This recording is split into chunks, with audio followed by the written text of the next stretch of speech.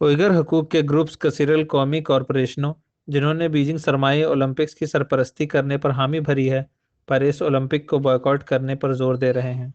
वो इसको नस्ल कशी खेल करार दे रहे हैं और 2022 के तकरीब से किब्र शिंकियांग सूबे में चीन के उइगर मुसलमानों पर चीन के जुल्म सितम के बारे में दुनिया को आगाह करने के लिए अपने प्लेटफॉर्म का इस्तेमाल कर रहे हैं। अब तक इन बड़े नामों में से किसी भी स्पॉन्सर ने उइगर मुहिम चलाने वालों के इंसाफ के मुतालबे की तौसीक नहीं की है।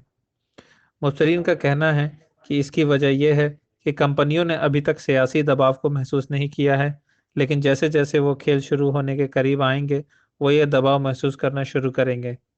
तवक्को है कि 2022 बीजिंग सरमाई खेलों का इनकाद अगले साल 4 से 20 फरवरी तक होगा।